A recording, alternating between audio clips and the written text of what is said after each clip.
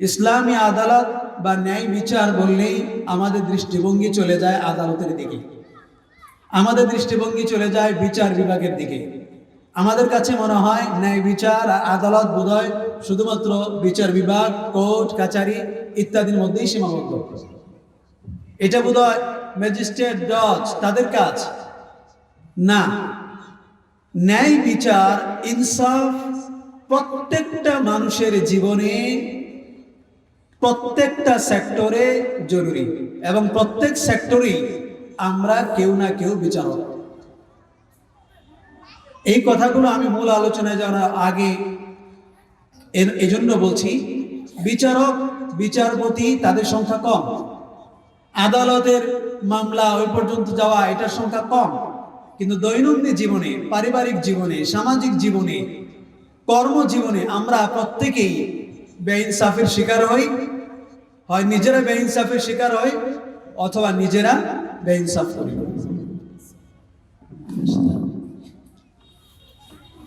ন্যায় বিচার শুধু বিচারকরা করবেন তা নয়, একজন বাবা সেও ন্যায় বিচারক। আল্লাহ রাসূল সাল্লাল্লাহু আলাইহি ওয়াসাল্লাম বলেছেন, আলা কুল্লুকুম রাঈন ওয়া কুল্লুকুম মাসউলুন আন রাঈয়াতিহি। হে আমার উম্মতেরা, সাবধান, তোমরা প্রত্যেকেই প্রত্যেকের জায়গা থেকে দায়িত্বশীল, প্রত্যেকের জায়গা থেকে তোমরা বিচারক। ওয়া কুল্লুকুম মাসউলুন আন রাঈয়াতিহি, এবং তোমরা তোমাদের সেই দায়িত্ব কিভাবে পালন করেছ সেই ব্যাপারে আল্লাহর কাছে অবশ্যই জবাবদিহিতার শিকার হবে, জবাবদিহিতার মুখোমুখি হবে। তার মানে একজন বাবা সেও তার পরিবারের জাজ। আল্লাহ রাসূল সাল্লাল্লাহু আলাইহি ওয়াসাল্লাম আরেকটি হাদিসে বলেছেন, ফাত্তাকুল্লাহ ওয়া আদিলু বাইনা আবনাইকুম। আল্লাহকে ভয় করো হে পিতারা, হে বাবাদের দল, হে পিতাদের দল, তোমরা আল্লাহকে ভয় করো এবং নিজের সন্তানদের মধ্যেও ইনসাফ কায়েম করো, নিজের সন্তানদের মধ্যেও ন্যায় বিচার প্রতিষ্ঠা করো। আল্লাহ রাসূল সাল্লাল্লাহু আলাইহি ওয়াসাল্লামের কাছে এক পুত্র এসে বাবার ব্যাপারে অভিযোগ করলো যে, ইয়া রাসূলুল্লাহ, আমার বাবা আমার অমুক ভাইকে সম্পত্তি একটু বেশি দিয়েছে, আমাকে কম দিয়েছে। আল্লাহ রাসূল সাল্লাল্লাহু আলাইহি ওয়াসাল্লাম দ্রুত তার বাবাকে ডাকলেন, ডেকে এনে বললেন যে কিভাবে তুমি ভাগ করেছো? বললো, আমি আমার ওই ছেলেকে বেশি দিয়েছি, এই ছেলেকে একটু কম দিয়েছি। আল্লাহ রাসূল বললেন, যদি জাহান্নামে যেতে না চাও, জাহান্নামকে যদি অবধারিত করতে না চাও, তাহলে দ্রুত এই বন্টন নীতি ভেঙে দাও। হয় তোমার ওই ছেলেকে যা দিয়েছো অন্যান্য সবাইকে তা দাও, না হয় তারটা ফিরিয়ে নাও। তার মানে একজন বাবাও বেইনসাফি করতে পারে, একজন বাবাও সন্তানদের বেলায় ন্যায় বিচারকে লঙ্ঘন করতে পারে, এবং এটার কারণেও আল্লাহর কাছে কিয়ামতের দিন তাকে জবাবদিহি করতে হবে। একজন মানুষের দুজন স্ত্রী, একজনকে বেশি দেয় আরেকজনকে কম দেয়, এখানে ইনসাফ রক্ষা করে না। আল্লাহ রাসূল সাল্লাল্লাহু আলাইহি ওয়াসাল্লাম বলেছেন, যতগুলো পাপের শাস্তি জাহান্নামে যাওয়ার আগে হাসরের মাঠ থেকে শুরু হবে। জাহান্নামে যাবে তো পরে, হাসরের মাঠে থাকা অবস্থায় বিশেষ কিছু পাপ আছে, এই পাপের শাস্তিগুলো এই যে জাহান্নামে যাওয়ার আগে হাসরের মাঠে আমরা বিচারের অপেক্ষায় দাঁড়িয়ে থাকবো 50,000 বছর। এই 50,000 বছর বেশ কিছু পাপের জন্য আলাদা শাস্তি আল্লাহ দিবেন। তোর মধ্যে একটা হচ্ছে, যে লোকের একাধিক স্ত্রী আছে কিন্তু সেই স্ত্রীদের মধ্যে সে ইনসাফ করে না, এখানে সে ন্যায় বিচার করে না, একজনকে বেশি দেয়, একজনের কাছে বেশি যা, আরেকজনের কাছে একটু কম যা, এইটুকুর কারণে আল্লাহ তাকে একটা আলাদা শাস্তি দিবেন। সেটা হচ্ছে এই যে তার দুইটা বাহু, একটা বাহু আল্লাহ বিকলাঙ্গ করে দিবেন। হাসরের মাঠে সে হাঁটবে কুজু হয়ে, বাঁকা হয়ে হাঁটবে। তাকে দেখে এই যে 50,000 বছর মানুষ দেখবে, যেই দেখবে সেই জানবে দুনিয়ার জীবনে এই লোকের একাধিক স্ত্রী ছিল কিন্তু সে তার স্ত্রীর মধ্যে ইনসাফ কায়েম করে নাই। স্বামী হিসেবে সে একজন বিচারক ছিল, বিচারক, কিন্তু এই বিচারক দুনিয়ার জীবন ইনসাফ কায়েম করে নাই, ন্যায় বিচার করে নাই, সেজন্য তার এই শাস্তি। তার মানে বোঝা গেল, ইনসাফ করা, ন্যায় বিচার প্রতিষ্ঠা করা, আদালত প্রতিষ্ঠা করা, এটা শুধুমাত্র জজ ব্যারিস্টারদের কাজ নয়, উকিল আদালতের কোর্টের কাজ নয়। প্রত্যেকটা মানুষ, প্রত্যেকটা অভিভাবক তার জায়গা থেকে এক একজন বিচারক। এবং এটার কারণে আল্লাহর কাছে তাকে জবাবদিহি করতে হবে। আমি বাবা, আমি আমার সন্তানদেরকে সম্পত্তি দিয়ে দিলাম, ছেলে সন্তানদেরকে, মেয়েদেরকে একটু কম দিলাম, ঠকালাম, বললাম যে তোমরা কি চাও, কিছু টাকা পয়সা দিয়ে দেই, তোমরা দাবি ছেড়ে দাও। আল্লাহ বলেছেন লিযাকারি মিসলু হাযযিল উনসায়াইন, এটা আইন, আল্লাহর আইন, যে সন্তান, পুত্র সন্তানের দুজন কন্যা সন্তানের সমানভাবে পুত্র সন্তান, তার মানে কন্যা সন্তানেরও ওয়ারিশ আছে। আমরা কন্যা সন্তানের ওয়ারিশ দিলাম না বাবা হিসাবে। এখানে বাবা একজন জজ ছিলেন, তিনি দিলেন না। তিনি না দিয়ে যদি পুত্র সন্তানদেরকে দিয়ে দেন, এটার কারণে কিয়ামতের দিন আল্লাহর কাছে জবাবদিহি করতে হবে। এখানে বাবা জজ হিসাবে একজন জালেম জজ, ন্যায় বিচারক নয়, বেইনসাফি করেছে, এটার জন্য তাকে জাহান্নামে যেতে হবে। একজন মা, মেয়ের মা কিন্তু পুত্রবধূর শাশুড়ি। সম্মানিত মা ও বোনেরা, একজন মা যে মেয়েদের মা আর তার পুত্রবধূদের শাশুড়ি, এরকম একজন মহিলা যদি পুত্রবধূর সঙ্গে নিজের মেয়ের, ননদের কোনো বিষয়ে মনোমালিন্য হয়েছে, এখানে শাশুড়ি বিচারকের ভূমিকায়, জজের ভূমিকায়, তিনি যদি পরের মেয়ে বলে বৌমার উপরে জুলুম করেন, নিজের মেয়ের পক্ষ অবলম্বন করেন, এতটুকু বেইনসাফির কারণে, এই অন্যায় বিচারের কারণে শাশুড়িকেও কিয়ামতের দিন আল্লাহর সামনে দাঁড়াতে হবে। একজন ব্যবসায়ী, আল্লাহ সুবহানাহু ওয়া তাআলা বলছেন ওয়াউফুল কাইলা ওয়াল মিজানা বিল কিসত, তোমরা যখন পাল্লা দিয়ে কোনো কিছু মেপে দাও, তখন ইনসাফের সঙ্গে মেপে দাও, কাউকে মাপে কম দিও না, মাপে কম নিও না, মাপে কম দিও না। কিন্তু একজন ব্যবসায়ী, সে যদি তার পাল্লায় নেওয়ার সময় বেশি নেয়, দেওয়ার সময় কম দেয়, এই জায়গায় ব্যবসায়ী একজন বিচারক, একজন জাস্টিস, কিন্তু সে তার জাস্টিস রক্ষা করে নাই, সে ন্যায় বিচার রক্ষা করে নাই। আল্লাহ সুবহানাহু ওয়া তাআলা বলেন ওয়াইলুল লিল মুতাফফিফিন আল্লাযীনা ইযা তালু আলান নাসি ইস্তাওফুন ওয়া ইযা কালুহুম আও ওয়াজানুহুম ইখসিরুন, যে ওই সমস্ত ব্যক্তিদের জন্য ধ্বংস অনিবার্য, অথবা ওয়াইল নামক সেই ভয়ঙ্কর জাহান্নাম ওই সমস্ত ব্যক্তিদের জন্য অপেক্ষা করছে যারা মাপে মানুষকে কম দেয়।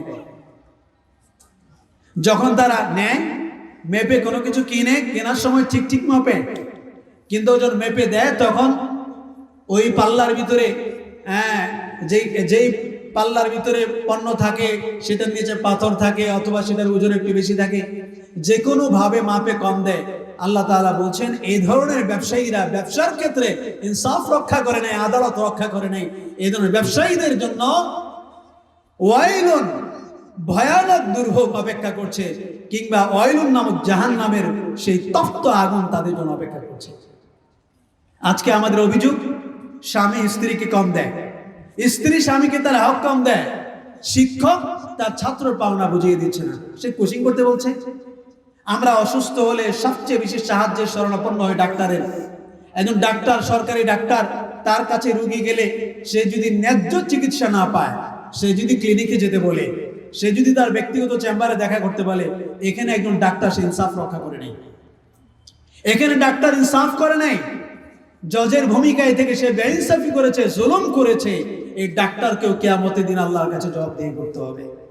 সম্মানিত উপস্থিতি, ন্যায় বিচার এবং ইনসাফের ক্ষেত্রটা শুধুমাত্র কোর্টে নয়, কোর্ট কাচারি আদালতে নয়, প্রত্যেকটা মানুষের জীবনে, প্রত্যেকটা সেক্টরে এই ন্যায় ইনসাফের জায়গা আছে। সব জায়গার হিসাব আল্লাহ তাআলা নেবেন। একটা প্রতিষ্ঠান প্রধান যদি তার অধীনস্থদের মধ্যে সমতা রক্ষা না করে, ইনসাফ না করে, এটা এক্ষেত্রে সে আইন প্রয়োগ করে না, ইনসাফ করে না, জুলুম করেছে। এটার জন্য আল্লাহ তাআলার কাছে তাকে জবাবদিহি করতে হবে। সম্মানিত উপস্থিতি, ইনসাফের একটা সামগ্রিক উদাহরণ তুলে ধরলাম। আল্লাহ সুবহানাহু ওয়া তাআলা বলছেন ইযা হাকামতুম বাইনান নাস আন তাহকুমু বিল আদল, যখন মানুষের মধ্যে বিচার ফায়সালা করো, যখন মানুষের মধ্যে কোনো সমাধান দাও, সিদ্ধান্ত দাও, সেই সিদ্ধান্ত তোমরা ইনসাফের সঙ্গে দাও, সেই সিদ্ধান্ত তোমরা ন্যায় বিচারের সঙ্গে দাও, ন্যায় পরায়ণতার সঙ্গে দাও। ন্যায় বিচার, ন্যায় পরায়ণতা, ইনসাফ এবং আদালত, এটা জীবনের সর্বক্ষেত্রে জরুরি। এটা যেখানেই থাকবে না সেখানেই অশান্তি তৈরি হবে। সম্মানিত উপস্থিতি, আল্লাহ রাসূল সাল্লাল্লাহু আলাইহি ওয়াসাল্লাম অন্য একটা হাদিসে আমাদেরকে সতর্ক করেছেন। সহিহ সুনানে তিরমিজির একটা সহিহ হাদিস উল্লেখ আছে যে আল্লাহ রাসূল জিজ্ঞেস করলেন, ও সাহাবীরা, আতাদরুন মানিল মুফলিস, তোমরা কি জানো যে পৃথিবীতে সবচেয়ে অসহায় নিঃস্ব মানুষকে? সাহাবা একরাম বলেন, ইয়া রাসূলুল্লাহ, আমরা তো জানি মুফলিস হচ্ছে সেই ব্যক্তি যার সম্পদ নাই, মাল নাই, অর্থ সম্পদ নাই, বিত্ত নাই, কিচ্ছু নাই, সে হচ্ছে মুফলিস, নিঃস্ব, অসহায়। আল্লাহ রাসূল বলেন, না, কিয়ামতের বিচারে সবচেয়ে অসহায় ব্যক্তি, সবচেয়ে নিঃস্ব ব্যক্তি হচ্ছে ওই ব্যক্তি যে দুনিয়ার জীবনে অনেক সালাত পড়েছে, অনেক রোজা রেখেছে, হজ করেছে, যাকাত দিয়েছে, মানুষকে অনেক দান করেছে, নেক আমলের অভাব নেই, কিন্তু জীবনের বিচারে সে সব ক্ষেত্রে ন্যায় বিচার করে নেই। কাউকে অন্যায়ভাবে গালি দিয়েছে, এখানে সে বেইনসাফি করেছে। কাউকে একটা থাপ্পড় মেরেছে অন্যায়ভাবে, এখানে সে বেইনসাফি করেছে। কাউকে অন্যায়ভাবে রক্ত ঝরিয়েছে, কাউকে দোষারোপ করেছে, কোনো না কোনো ভাবে বেইনসাফির মাধ্যমে অন্য মানুষের হক সে নষ্ট করেছে। এই লোক হচ্ছে কিয়ামতের বিচারে সবচেয়ে অসহায়, সবচেয়ে নিঃস্ব। কেন? এরকম লোকেরা যেন পাহাড় পরিমাণ নেকির স্তূপ বোঝা নিয়ে হাসরের মাঠে উপস্থিত হবে। এই সময় এক লোক এসে বলবে যে উনি মাতবর ছিলেন, ইয়া আল্লাহ, এই লোক তো মাতবর ছিলেন, কিন্তু বিচারের ক্ষেত্রে আমি গরিব মানুষ ছিলাম, আমার পক্ষে রায় না দিয়ে ধনী মানুষের পক্ষে তিনি রায় দিয়েছেন, আমি সেদিন মাজলুম হয়েছিলাম, আজকে আমি বিচার চাই। আল্লাহ বলবেন, তুমি কি চাও? বললেন যে এই দুনিয়ায় তো আর পাল্টা শাস্তি দিয়ে লাভ নাই, দরকার নেকি, আমি নেকি চাই। বলেন, ওর নেকি কতটুকু আছে অতটুকু নিয়ে যাও। নেকি নিয়ে যাবে। আপনি অন্যায় ভাবে বেইনসাফি করে কাউকে একটা গালি দিয়েছেন, সেই গালি প্রাপ্ত ব্যক্তি হাসরের মাঠে আল্লাহর কাছে নালিশ করবে এবং সেই সাজা হিসেবে আপনার কাছ থেকে নেকি নিয়ে নেবে। একটা অন্যায় ভাবে রিকশাওয়ালাকে থাপ্পড় মেরেছি, সেই রিকশাওয়ালা কিয়ামতের দিন আমার নেকি নিয়ে যাবে। যার কারণে বিশাল বিশাল স্তূপ থাকা সত্ত্বেও এই জুলুম করার কারণে, বেইনসাফি করার কারণে যখন পাওনাদারেরা নেকি নিয়ে যাবে তখন আর নেকি নাই। এরপরে পাওনাদার বাকি থাকলে তাদের গুনাহ মাথায় চাপিয়ে দিবে। তাহলে পাহাড় পরিমাণ নেকি নিয়ে হাসরের মাঠে উপস্থিত হলাম, পাওনাদারদের পাওনা দিতে দিতে নেকি তো নাই, তাদের গুনাহ নিয়ে আমাকে জাহান্নামে যেতে হচ্ছে। এর চেয়ে বড় অসহায়ত্ব, এর চেয়ে বড় নিঃস্বতা আর কিছু হতে পারে না। সম্মানিত উপস্থিতি, এই জন্য আমরা জীবনে যে জায়গায় আছি, যেই সেক্টরে আছি, সব জায়গায় যেন আমরা ইনসাফ, ন্যায় বিচার, সমতা রক্ষা করতে পারি। আল্লাহ তাআলা আমাদের সবাইকে তৌফিক দান করুন, আমিন। দ্বিতীয় পয়েন্ট, সম্মানিত উপস্থিতি, আজকের আলোচনার মুখ্য জায়গা এটাই। ইসলাম শুধুমাত্র উপদেশ দেওয়ার মতো কোনো একটা ধর্ম নয়। ইসলাম একটা পূর্ণাঙ্গ দিন, যেই দিনের মধ্যে মানুষের পূর্ণাঙ্গ জীবন ব্যবস্থা বিদ্যমান আছে। এই দৃষ্টিকোণ থেকে Islam is a complete code of life. This is wrong. Islam একটা পূর্ণাঙ্গ জীবন ব্যবস্থার নাম, এই বাক্যটা সঠিক নয়, বরং there is a complete code of life Islam. ইসলামের মধ্যে পূর্ণাঙ্গ মানুষের পূর্ণাঙ্গ জীবন ব্যবস্থা আছে, এটা সঠিক কথা। পূর্ণাঙ্গ জীবন ব্যবস্থা মানে হচ্ছে কোনটা মানুষের জন্য করণীয়, কোনটা করণীয় না, কোনটা হালাল, কোনটা হারাম। এই যে হালাল হারাম, করণীয় বর্জনীয় যে বিধান, এটা হচ্ছে জীবন বিধান। অথচ পুরা কোরআনের মধ্যে এই জীবন বিধান সম্পর্কিত আয়াতের সংখ্যা 500 বা 550 বা 600। তাহলে 500 বা 600 আয়াত হচ্ছে জীবন বিধান সম্পর্কে। তো কোরআনের বাকি আয়াতগুলো কি? সেখানে জান্নাতের কথা আছে, জাহান্নামের কথা আছে, আখিরাতের কথা আছে, পূর্ববর্তী নবীদের কথা আছে, অন্য অনেক বিষয়ের এলেম আছে, নির্দেশনা আছে। তো ইসলাম তো এই সবগুলো নিয়ে, এই সবগুলো নাম হচ্ছে দ্বীন এবং ইসলাম। এই ইসলামের মধ্যে মানুষের জীবনের পূর্ণাঙ্গ জীবন ব্যবস্থা কি আছে? বিদ্যমান আছে। শুধু জীবন ব্যবস্থার নাম কি নয়, ইসলাম নয়, জীবন ব্যবস্থা পূর্ণাঙ্গ ইসলামের একটা অংশ। তো এখানে আমি যে জিনিসটা দিকে টাচ করতে চাচ্ছি সেটা হচ্ছে ইসলামের ভিতরে মানুষের জীবনের সকল সমস্যার সমাধান আছে। আমরা বললাম আমরা আল্লাহকে মানি, কি হিসেবে মানি? রব হিসেবে মানি। তিনি নামাজ ফরজ করেছেন, নামাজ পড়ি। হজ ফরজ করেছেন, হজ করি। কিন্তু আল্লাহ যে আইনদাতা, মানুষের কোনো অধিকার নাই মানুষকে শাসন করার জন্য নিজের তরফ থেকে আইন বানানোর। সৃষ্টি যার, আইন তার। আল্লাহকে আমরা রব হিসাবে কিছুটা মেনে নিলেও ইলাহ হিসেবে মানতে পারি না, অথচ আল্লাহ শব্দের উৎপত্তি ইলাহ শব্দ থেকে। কেউ কেউ বলেছেন আল্লাহ শব্দ মূল থেকে আল্লাহ, তবে অনেক মুফাসসিরদের বক্তব্য হচ্ছে আল্লাহ শব্দের মূল উৎপত্তি থেকে? ইলাহ থেকে। ইলাহ মানে আইনদাতা। ইসলামের ভিতরে মানুষের ব্যক্তি জীবন, পারিবারিক জীবন, সামাজিক জীবন, রাষ্ট্রীয় জীবন, বিচার ব্যবস্থা সবকিছু পরিচালনা করার আইন আছে। যেখানে আল্লাহর আইন আছে, খেলাফতের আইন আছে, কোরআনের বিচার আছে, সেখানে কোরআনের বিচার, কোরআনের ফয়সালাকে বাদ দিয়ে মানুষের গড়া আইন দিয়ে বিচার করা তো বৈধ না, হারাম কাজ। যেমন মনে করেন একটা ছাগল, সে ঘাস খেতে গিয়ে একেবারে কাটার ঝোপ, সেখানে অনেক শুকনো কাটা আছে, এই কাটার ঝোপের মধ্যে আটকা পড়ে গেছে মানুষ, একটা ছাগল।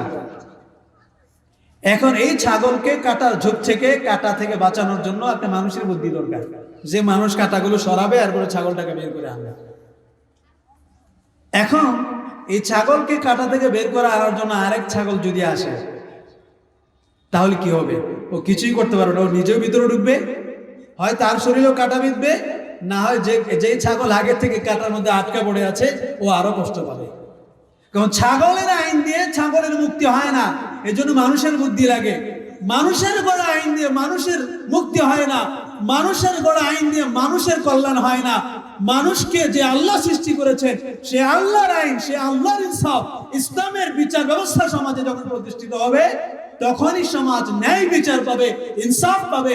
সমাজ থেকে সকল প্রকার জুলুম, অবিচার সবকিছু দূরীভূত হবে। এটা শুধুমাত্র আমাদের কথা নয়।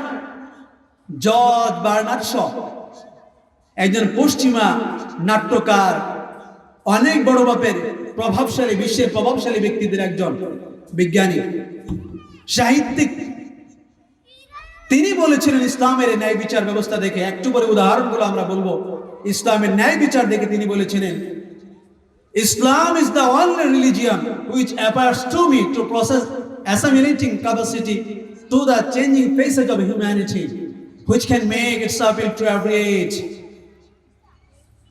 আমার কাছে এই বিষয়টা একেবারে পরিষ্কার হয়েছে যে ইসলামই একমাত্র ধর্ম যেটা পরিবর্তিত পরিস্থিতির সঙ্গে, মানে সর্বযুগে যে কোনো পরিস্থিতির সঙ্গে খাপ খাইয়ে চলতে পারে, নিয়ন্ত্রণ করতে পারে, এবং সর্বযুগে সে তার আবেদনকে মানুষের মধ্যে প্রভাব বিস্তার করতে পারে, আবেদন রাখতে পারে, which can make itself into every age. I believe that if a man like Prophet Muhammad SAW was assumed the dictatorship of modern world, would succeed in solving its problem in a way that would bring in much needed peace and happiness. সেজন্য আমি দৃঢ়ভাবে বিশ্বাস করি, বর্তমান এই সমস্যায় জর্জরিত পৃথিবীতে যদি মুহাম্মদ সাল্লাল্লাহু আলাইহি ওয়াসাল্লামের মতো কোনো ন্যায় বিচারক চলে আসেন, মুহাম্মদ সাল্লাল্লাহু আলাইহি ওয়াসাল্লামের মতো কোনো ন্যায় বিচারক, নীতিবান শাসক যদি বর্তমান বিশ্বের শাসন ক্ষমতা গ্রহণ করেন, তাহলে তিনি বর্তমান পৃথিবী, সমস্যা জর্জরিত পৃথিবীর এমন সুষ্ঠু সমাধান তিনি দিতে পারবেন, গোটা পৃথিবীতে এমন ন্যায় বিচার, ইনসাফ তিনি প্রতিষ্ঠা করতে পারবেন যে গোটা পৃথিবীতে আবার শান্তি, নিরাপত্তা, ইনসাফের বাতাস বইতে শুরু করবে। জর্জ বার্নার্ড শ এমনি মন্তব্য করে নাই, সে রাসূল সাল্লাল্লাহু আলাইহি ওয়াসাল্লামের ইতিহাস পড়েছে, সাহাবা একরামের ন্যায় বিচার ইতিহাস পড়েছে, খুলাফায়ে রাশিদের ন্যায় বিচার ইতিহাস পড়েছে। সহিহ বুখারীর হাদিস, আল্লাহ রাসূল সাল্লাল্লাহু আলাইহি ওয়াসাল্লাম যে বছর মক্কা বিজয় করলেন, মক্কা বিজয় হলো, মক্কা বিজয়ের বছরে মক্কা একজন সম্ভ্রান্ত পরিবারের মহিলা চুরি করেছে। চুরি করার পরে সে ধরা পড়েছে, উপযুক্ত প্রমাণ পাওয়া গেল। আল্লাহ রাসূল সাল্লাল্লাহু আলাইহি ওয়াসাল্লাম ইসলামের যে দণ্ডবিধি, চুরি বন্ধ করা, সেজন্য তিনি সিদ্ধান্ত দিলেন যে এই মহিলার হাত কাটা যাবে। তখন যেহেতু সম্ভ্রান্ত পরিবারের মহিলা ছিলেন তিনি, ওই সম্ভ্রান্ত পরিবার, অভিজাত পরিবারের লোকজন আল্লাহ রাসূল সাল্লাল্লাহু আলাইহি ওয়াসাল্লামের কাছে সুপারিশ করার চেষ্টা করলো যে কোনোভাবে বিচারটা চেঞ্জ করা যায় কিনা। কিন্তু কেউ আল্লাহ রাসূলের কাছে এসে বিচার পরিবর্তন করার সুপারিশ করার সাহস করলো না। তখন বড় বড় মুরব্বীরা গিয়ে আল্লাহ রাসূলের পালক পুত্রের নাতি ওসামা ইবনে যায়েদ ইবনে হারিসা, যাকে আল্লাহ রাসূল অনেক আদর করতেন, সেই ওসামা ইবনে যায়েদকে এসে ধরল যে তুমি তোমার দাদার কাছে একটু সুপারিশ করো। ওসামা জানতেন যে দাদার কাছে সুপারিশ গ্রহণযোগ্য হবে না, কিন্তু মুরব্বীদের চাপে তাদের মুখ রক্ষা করতে গিয়ে তিনি আল্লাহ রাসূলের কাছে এসে বলেন, ইয়া রাসূলুল্লাহ, তারা তো এসে বলছে যে সম্ভ্রান্ত পরিবারের লোক ভুল করে ফেলেছে, এবারের মতো যদি তাকে ক্ষমা করে দেওয়া হয় তাহলে ভবিষ্যতে সে আর করব না, আর এর বিনিময়ে যেই কোনো জরিমানা সে পরিশোধ করতে রাজি আছে। আল্লাহ রাসূল সাল্লাল্লাহু আলাইহি ওয়াসাল্লাম সেদিন এই কথা শুনে এত বেশি রাগান্বিত হলেন, আল্লাহ রাসূল বললেন, আতাশফাউ ফি হাদ্দিন মিন হুদুদিল্লাহ, হে উসামা, আল্লাহ যে আইন কায়েম করেছেন, আল্লাহ তার কোরআনে যে আইন দিয়েছেন, যে অপরাধে যে সাজা দিয়েছেন, সেই সাজা সিদ্ধান্ত হয়ে যাওয়ার পরে সেই ব্যাপারে আল্লাহর হদের ব্যাপারে তুমি সুপারিশ করছো আমার কাছে?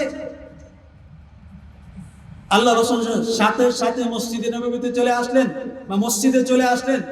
মসজিদে এসে মিম্বরে দাঁড়িয়ে বললেন, ও সাহাবীরা, হালাকা মান কানা ক্বাবলাকুম, তোমাদের পূর্বে যে সমস্ত উম্মতেরা ছিল, তোমাদের পূর্বে নবীদের যে সমস্ত উম্মতরা ছিল, তারা ধ্বংস হয়ে গেছে শুধু এই কারণে যে কানো ইদা সারাকা ফীহিম আশ-শরীফ তারাকুহু, যখন তাদের মধ্যে কোন সম্ভ্রান্ত অভিজাত বংশের কোন লোক চুরি করত, অপরাধ করত, তখন তারা তাদের ছেড়ে দিত।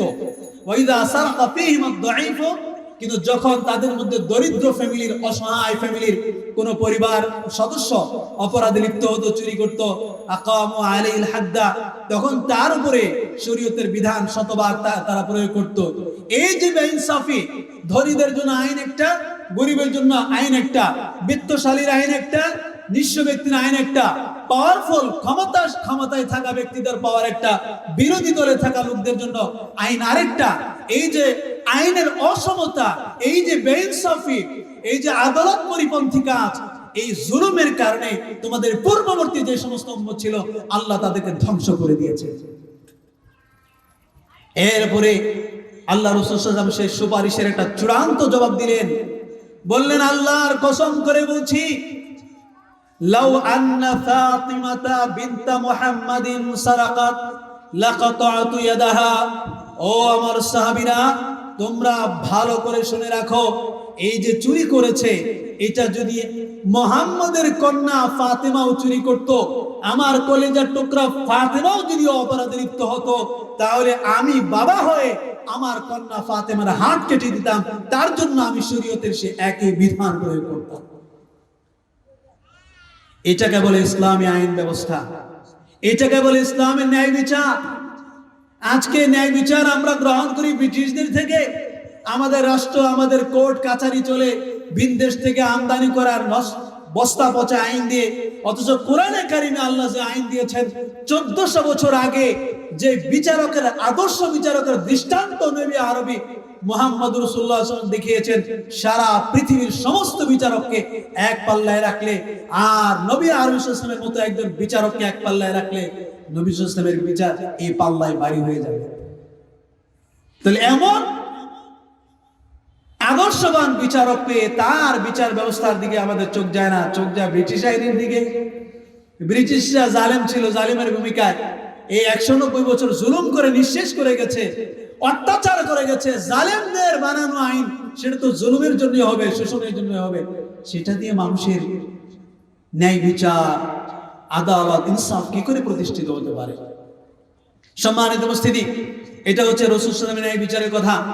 রাসূল সাল্লাল্লাহু আলাইহি ওয়াসাল্লাম যে সাহাবীদেরকে হাতে গড়ে গেছেন, সেই সাহাবা একরাম খুলাফা রাশিদিনের বিচার ব্যবস্থা এরকমই ছিল। ওমর রাদিয়াল্লাহু তাআলা খলিফাতুল মুসলিমিন, মিশর থেকে এক যুবক অভিযোগ করলো ওমর রাদিয়াল্লাহু তাআলার কাছে যে, হে খলিফাতুল মুসলিমিন, মিশরে আমর ইবনে আসের ছেলের সঙ্গে, আমর ইবনে আস রাদিয়াল্লাহু তাআলা তখন মিশরের গভর্নর ছিলেন, মিশর বিজয় করেন তিনি। মিশর বিজয়ের পরে ওনাকেই মিশরের গভর্নর বানানো হয়। তো এই গভর্নরের ছেলে একদিন ঘোড়া প্রতিযোগিতা করছিল। ঘোড়া প্রতিযোগিতা করতে গিয়ে বা দৌড়া ছিল ঘোড়া, দৌড়াতে গিয়ে আমর ইবনে আস রাদিয়াল্লাহু তাআলা ছেলেকে পিছনে ফেলে সে সামনে চলে গেছে এমনিতেই। এইটা সে গভর্নরের ছেলে, একজন সাধারণ এলাকার ছেলে, সে তার সামনে চলে গেল। কিশোর মানুষ বুঝে নাই, একটা ইগো কাজ করেছে তার মধ্যে। ইগো কাজ করলে সে তাকে ধরে থাপ্পড় মেরেছে। জানা ইবনুল আকরামিন, আমি অভিজাত পরিবারের ছেলে, তুমি আমাকে টপকে সামনে চলে গেলে কেন? একটা অপরাধ, অপরাধ নিঃসন্দেহে অপরাধ, কিন্তু কিশোর ছেলের কিশোর বয়সের যে অপরাধগুলো মানুষ করে সেরকম একটা অপরাধ। এই বিচার যখন ওমর রাদিয়াল্লাহু আনহুর কাছে চলে গেল, ওমর রাদিয়াল্লাহু আনহু চিঠি লিখলেন মিশরে আমর ইবনে আসের কাছে, যে এই চিঠি আপনার কাছে পৌঁছা মাত্র আপনি আপনার ছেলে সহ আমার দরবারে উপস্থিত হবেন। আমর ইবনে আস রাদিয়াল্লাহু তাআলা আনহু চিঠি পেয়ে তার ছেলেকে নিয়ে ওমর রাদিয়াল্লাহু তাআলা আনহু দরবারে গিয়ে উপস্থিত হলেন। এরপরে সেই মিশরের সেই যুবক ওখানে দাঁড়ানো, তার হাতে একটা লাঠি দিলেন, লাঠি দিয়ে বললেন যে এবার ইবনুল আকরামিনকে তুমি ওইভাবেই বাড়ি দাও। ইবনুল আকরামিন মানে সম্মানিত ব্যক্তির ছেলে, মানে যেই পরিভাষাটা তারটা সে ব্যবহার করেছিল ওটাই ব্যবহার করলেন। এই যে অভিজাত পরিবারের ছেলে, তাকে তুমি ঠিক ওইভাবে বাড়ি দাও, ওই কটা বাড়ি দাও যেটা যে কটা সে তোমাকে দিয়েছে। আমর ইবনে আস রাদিয়াল্লাহু আনহু উপস্থিত, সেই ছেলের বাবা এখানে উপস্থিত। ওমর রাদিয়াল্লাহু তাআলা আনহু গভর্নরের ছেলে বলে একটা থাপ্পড় দিয়েছিল বা ছোরা দিয়ে একটা বাড়ি মেরেছিল, এটার কারণে তিনি ছাড় দেন নাই। সে মিশর থেকে ডেকে নিয়ে গভর্নর সহ গভর্নরের পুত্রকে সামনে নিয়ে বিচার করলেন। আমর ইবনে আসের সামনে বিচার করেছেন, কিন্তু ইনসাফের বেলায়, ন্যায় বিচারের বেলায় তারা এক বিন্দু পরিমাণ ছাড় দেন নাই। রাখা হোক সারা পৃথিবীর সমস্ত বিচারককে এক পাল্লায়, আর ওমর রাদিয়াল্লাহু তাআলা আনহুর মতো বিচারককে এক পাল্লায় রাখা হোক, সারা পৃথিবীর সমস্ত বিচারকের পাল্লাগুলো উপরে উঠে যাবে, ওমর রাদিয়াল্লাহু তাআলার মতো ন্যায় বিচারকের পাল্লা নিচে নেমে যাবে, বাড়ি হয়ে যাবে। এটাই হচ্ছে ইসলাম, এটাই হচ্ছে ইসলামের ন্যায় বিচার। আলী রাদিয়াল্লাহু তাআলার জামানায় তিনি খলিফা। শুরাইহ রাহিমাহুল্লাহ তাআলা, তাকে অনেকে সাহাবা একরাম সাহাবী মনে করেন, কারণ তিনি সাহাবীদের যুগ থেকেই বিচারক ছিলেন, কিন্তু তিনি রাসূল সাল্লাল্লাহু আলাইহি ওয়াসাল্লামকে পান নাই। সাহাবীদের যুগের হলেও রাসূল সাল্লাল্লাহু আলাইহি ওয়াসাল্লামকে পান নাই, এজন্য তিনি সাহাবী ছিলেন না, তাবেঈ ছিলেন, কিন্তু কিবারে তাবেঈন। এই কাজী শুনাই বিচারক আলী রাদিয়াল্লাহু আনহু খলিফা, তার একটা বর্ম সেটা এক ইহুদি নিয়ে গেল। আলী রাদিয়াল্লাহু তাআলা বিচার দিলেন কুটে যে এই বর্ম আমার, এই ইহুদি নিয়ে গিয়েছে কিন্তু সে আমাকে দেয় না। কাজী শুরাইয়ের দরবারে আসামির কাঠগড়ায় অথবা বিচার প্রার্থীর কাঠগড়ায় আলী রাদিয়াল্লাহু তাআলার মতো ব্যক্তি দাঁড়ানো। কাজী শুরাই বললেন, খলিফাতুল মুসলিমিন, আপনি দাবি করছেন যে এই বর্ম আপনার, যেটা ইহুদির হাতে আছে, আপনি দাবিদার, আর দাবিদারদের কর্তব্য হচ্ছে দলিল পেশ করা। আল বাইয়িনাতু আলাল মুদ্দাঈ ওয়াল ইয়ামিনু আলা মান আনকারা, যে কোনো কিছুর দাবি করবে সে দলিল পেশ করবে, প্রমাণ পেশ করবে। উনি বললেন এই বর্ম যে আমার, এইটার প্রমাণ হচ্ছে আমার দুই ছেলে হাসান হুসাইন, তারা দিবে।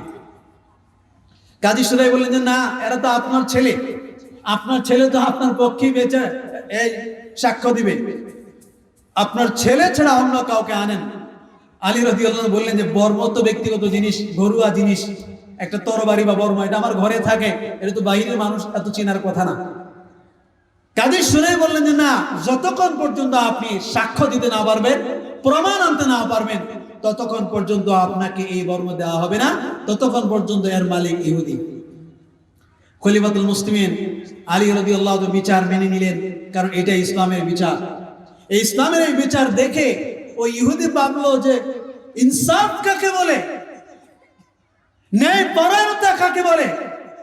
অর্ধ পৃথিবীর বাদশা আলী রাদিয়াল্লাহু তাআলা, তার বর্ম আমি পেয়েছি, আমি জানি এই বর্ম তার, কিন্তু তার নিযুক্ত বিচারক তার বিপক্ষে রায় দিচ্ছে, সেই ব্যাপারে কোনো ধরনের প্রতিবাদ নাই। ইসলামের প্রতি তারা কতটা আত্মসমর্পণ করেছে। ন্যায় বিচার, ইনসাফ আর ন্যায় পরায়ণতা কাকে বলে, এর চেয়ে সেরা ধর্ম আর হতে পারে না, এর চেয়ে ন্যায় বিচার আর হতে পারে না। এরপরে ওই বা ইহুদি বলল কাজী সুরাইকে, কাজী সাহেব এই বর্ম সত্যিকার ভাবে আমার নয়। আলী রাদিয়াল্লাহু তাআলা নয়, এই খলিফাতুল মুসলিমিন, তার উট থেকে এই বর্মটা পড়ে গিয়েছিল, আমি সেখান থেকে কুড়িয়ে পেয়েছি। এটা তারই। আপনার এই ন্যায় বিচার দেখে, ইনসাফ দেখে আমার কাছে আর সত্যটা লুকাতে পারলাম না, এই যে আমি বর্ম ফেরত দিলাম এবং ইসলাম ধর্ম গ্রহণ করলাম। আশহাদু আল্লা ইলাহা ইল্লাল্লাহ ওয়া আশহাদু আন্না মুহাম্মাদান আবদুহু ওয়া রাসূলুহু। কালিমা পড়ে মুসলমান হয়ে গেছে। ইনসাফ।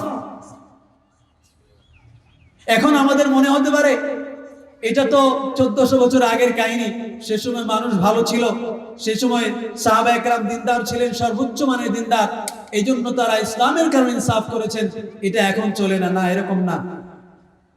পরবর্তী ঘটনা বলি। বাদশাহ হারুনুর রশিদ, খলিফা হারুনুর রশিদের সময়ে মুসলিম ভূখণ্ডের পরিমাণ কত বেশি ছিল, কত বেশি ছিল।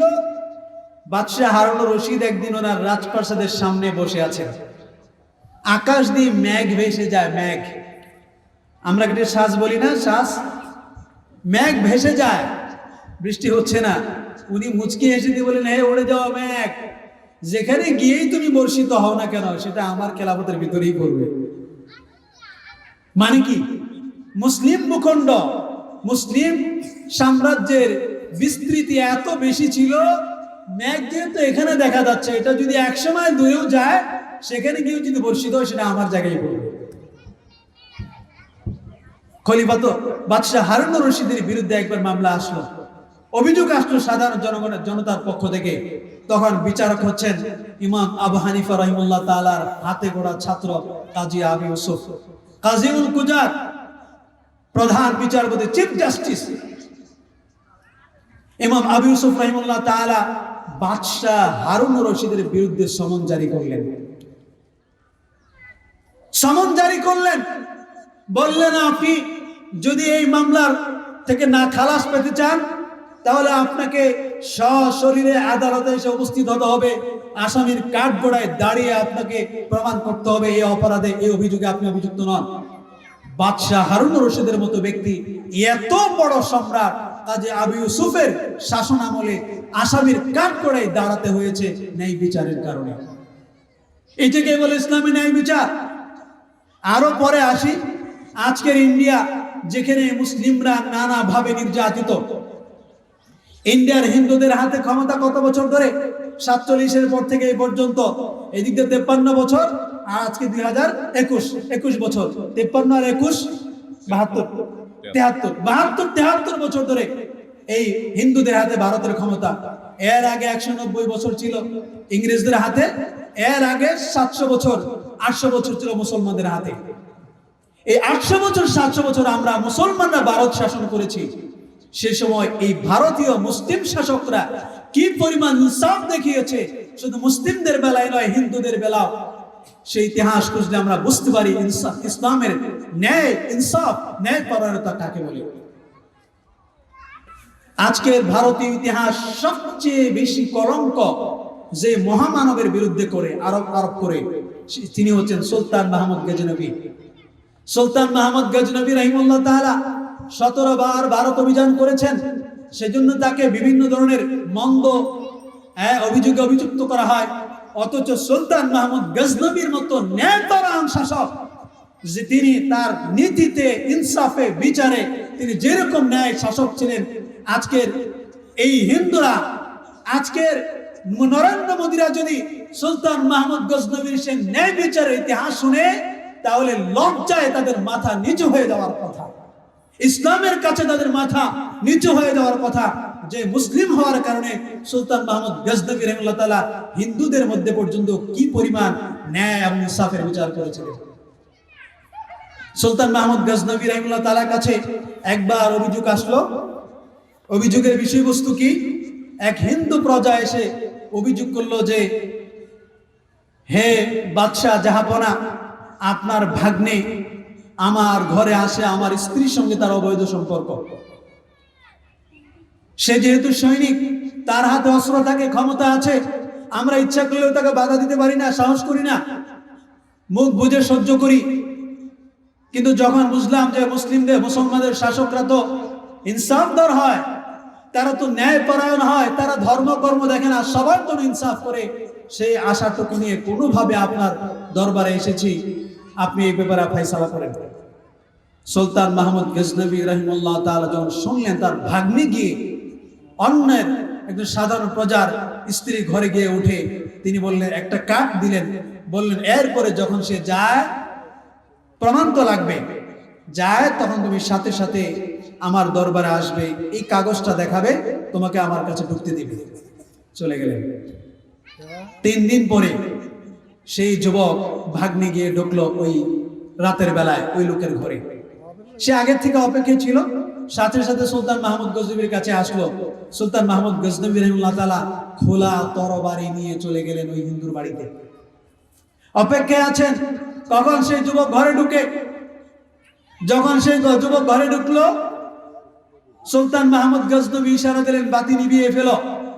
বাতিটা নিভিয়ে দিল। সুলতান মাহমুদ গজনবী আল্লাহু আকবার বলে তরবারি দিয়ে একটা আঘাত করলেন। একটা আঘাত করে সেই ভাগ্নের দেহটাকে দ্বিখণ্ডিত করে ফেললেন। এরপরে বাতি জ্বালানো হলো। বাতি জ্বালানোর পরে তিনি দেখলেন, যখন লাশ দেখলেন, লাশ দেখার পরে তিনি 2 রাকাত নামাজ পড়লেন, বললেন আমাকে একটু পানি দাও। তখন তিনি বসে ডুক ডুক ডুক ডুক করে পানি পান করলেন। মনে হচ্ছিল তিনি প্রচন্ড পিপাসার্থ।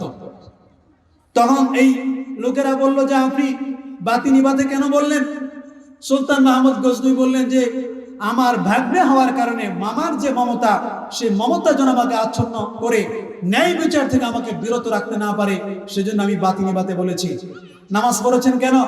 শুকরিয়া আদায় স্বরূপ, যে যাকে তুমি আমার ভাগ্নে মনে করেছো সে আমার মূলত ভাগ্নে না, সে একটা সাধারণ সৈনিক। আমার ভাগ্নে এরকম জঘন্য অপরাধে নেই, যুক্ত নাই, এই খুশিতে আমি 2 রাকাত নামাজ পড়েছি। এভাবে পানি কেন পান করলেন? আমি 3 দিন ধরে উপবাস, আমি আল্লাহর সঙ্গে শপথ করেছিলাম যতক্ষণ পর্যন্ত আমার হিন্দু প্রজার মধ্যে ইনসাফ কায়েম করতে না পারবো, ন্যায় বিচার করতে না পারবো, ততক্ষণ পর্যন্ত আমি সুলতান মাহমুদ গজনবী কোনো খাবার মুখে নিব না, যেন আল্লাহর সামনে দাঁড়াতে পারে, আল্লাহর সামনে যেন অপরাধী হয়ে না যায়, সেজন্য আমি এই শপথ করেছিলাম। 3 দিন ধরে আমি 1 ফোঁটা পানিও মুখে নেই না, আজকে তোমার বিচার করে এরপরে পানি নিলাম। এই হচ্ছে সুলতান মাহমুদ গজনবী একজন মুসলিম শাসকের ন্যায় বিচারের দৃষ্টান্ত। এটা কোথায় আছে? গোলাম আহমদ মুর্তজা, ভারতের বিখ্যাত ঐতিহাসিক, তার একটা বিখ্যাত বই হচ্ছে চেপে রাখা ইতিহাস। চেপে রাখা ইতিহাসের 88 নম্বর পৃষ্ঠায় এই ঘটনা তিনি উল্লেখ করেছেন। ইসলামী ন্যায় বিচার, গিয়াসউদ্দিন বলবন আজকের ভারতের মুসলিম শাসকদের তালিকা দেখলে একেবারে বিখ্যাত শাসকদের মধ্যে একজন হচ্ছেন গিয়াসউদ্দিন বলবন। গিয়াসউদ্দিন বলবন রাহিমাহুল্লাহ তাআলার বিপক্ষে একবার একটা রায় হয়। ওনার আদালতে ওনার বিপক্ষে রায় দেয় তার বিচারক। যখন বিচারক রায় দিল, রায় দেওয়ার শেষে রায় গেল গিয়াসউদ্দিন বলবনের বিপক্ষে। গিয়াসউদ্দিন বলবন পকেট থেকে খাপ থেকে তরবারি বের করে বললেন যে বিচারক সাহেব, জজ সাহেব, যদি আপনি ন্যায় বিচার না করতেন তাহলে আমার এই তরবারি দিয়ে আপনাকে আমি দ্বিখণ্ডিত করে ফেলতাম। আশ্চর্যের ব্যাপার, রায় গেছে গিয়াসউদ্দিন বলবনের বিপক্ষে। বিপক্ষে যাওয়ার পরে তিনি খাপ থেকে তরবারি উন্মুক্ত করে বলছেন, যদি আপনি, আমি বাদশাহ হওয়ার কারণে আমার পক্ষে রায় দিতেন, আমার পক্ষে রায় দিতেন, আর যে সত্যিকার ভাবে মুসলিম তার বিপক্ষে রায় দিতেন, এই তরবারি দিয়ে আপনাকে দ্বিখণ্ডিত করে ফেলতাম। তখন বিচারক বলে, গিয়াসউদ্দিন বলবন, বাদশাহ জাহাপনা, এই যে তরবারিটা দেখছেন আমার সঙ্গে, তাদের সঙ্গে তো তরবারি থাকতো, তরবারি থাকা সাথে থাকা সুন্নত, সেই যুগে ছিল এগুলো সবসময়। এই যে তরবারি দেখছেন, আমি বিচারক, ইসলামের ন্যায় বিচার প্রতিষ্ঠা করার পরে আপনি শাসক হিসাবে যদি মেনে নিতে ইতস্তত করতেন, আমার তরবারি আপনাকে দ্বিখণ্ডিত করে ফেলত। চেপে রাখা ইতিহাসের মধ্যে গোলাম আহমদ মুর্তজা ইতিহাস উল্লেখ করেছেন। ইতিহাস একটা বই আছে গোলাম আহমদ মুর্তজার, সেখানে খুলে দেখুন, এখানে উল্লেখ আছে। এটা ছিল মুসলিম শাসকদের ন্যায় বিচার প্রতিষ্ঠার দৃষ্টান্ত। আরো একটা দৃষ্টান্ত বলছি, সম্রাট জাহাঙ্গীরের নাম আজকের ভারতীয়রা জানার কথা। আজকের ভারত কোটি কোটি রুপিয়া কামাই করছে যেই কয়টা পর্যটন কেন্দ্র থেকে, এর মধ্যে একটা হচ্ছে সম্রাট শাহজাহানের তাজমহল, মমতাজ তাজমহল। এই মমতাজ তাজমহল নির্মাণ করেছিলেন কে? শাহজাহান, সম্রাট শাহজাহান। সম্রাট শাহজাহানের পিতা হচ্ছে সম্রাট জাহাঙ্গীর। সম্রাট জাহাঙ্গীরের শাসন আমলে তার স্ত্রী, সুন্দরী স্ত্রী সম্রাজ্ঞী নূরজাহান, নূরজাহান তার পার্সোনাল রুমে সাজগোজ করছিলেন। সে সময় একটা মানুষ, পুরুষ মানুষ ধুম করে তার ঘরের ভিতরে ঢুকে যায়। উনি তার নিরাপত্তায় বিঘ্নিত মনে করেন সে লোক আমাকে মারতে এসেছে, অথবা তার নিয়ত খারাপ, চরিত্র খারাপ, সেজন্য আমার সাজার ঘরে ঢুকে গেছে। এটা মনে করে ওনার হাতে একটা বন্দুক ছিল, ওই জামানার বন্দুক বলতে যা বোঝায়, গুলি দিলেন, মারা গেল লোকটা। এরপরে দেখা গেল যে এই লোকটা মূলত মস্তিষ্ক বিকৃত ছিল, তার স্মৃতিশক্তিতে প্রবলেম ছিল। তখন তো ওই নিহত ব্যক্তির পরিবার এসে এই সম্রাট নূরজাহানের বিরুদ্ধে মামলা দায়ের করলো সম্রাট জাহাঙ্গীরের কাছে। সম্রাট জাহাঙ্গীরের শুরু জীবন অন্ধকার, বিভিন্ন ধরনের ভুল কাজে তিনি লিপ্ত ছিলেন, কিন্তু শেষ জীবন অনেক স্বর্ণময় ছিল। অনেক তাকওয়া, পরহেজগারিতার মধ্যে শেষ জীবনটা ওনার কেটেছে। দুইটা জীবন আলাদা আলাদা সম্রাট জাহাঙ্গীরের। সম্রাট জাহাঙ্গীর দেখলেন যে তো অন্যায়ভাবে একটা মানুষকে গুলি করে মেরে ফেলা হয়েছে, এই জন্য তিনি তার স্ত্রীর বিরুদ্ধে মৃত্যুদণ্ডের রায় দিলেন। আজকে নরেন্দ্র মোদী পারবে, আজকের ভারতের শাসকরা পারবে যে তার পরিবারের লোক একজন সাধারণ মানুষকে হত্যা করে ফেলেছে, আর এর কারণে নিজের পরিবারের বিপক্ষে রায় দিবে আজকের পুরা ইন্ডিয়ার শাসন ব্যবস্থা? পারবে? পারবে না। সম্রাট জাহাঙ্গীরের ইনসাফের কাছে, ন্যায় বিচারের কাছে, ইসলামের ইনসাফের কাছে পুরা ভারতবাসীকে কৃতজ্ঞতা থাকা উচিত। তাদের শ্রদ্ধায়, সম্মানে তাদের মাথা নিচু হয়ে আসা উচিত। মৃত্যুদণ্ডের রায় দিয়ে দিলেন। মৃত্যুদণ্ডের রায় দেওয়ার পরে সম্রাজ্ঞী জাহাঙ্গীর নূরজাহান বলেন, আপনি আমার বিরুদ্ধে এভাবে রায় দিতে পারেন? আমি তো আপনার স্ত্রী, আমি একটা ভুল করে ফেলেছি, আপনি তাকে অন্যান্য ভাবে ক্ষতিপূরণ দেন, আমাকে বাঁচিয়ে দেন, আমার ভালোবাসা কি আপনার অন্তরে নাই?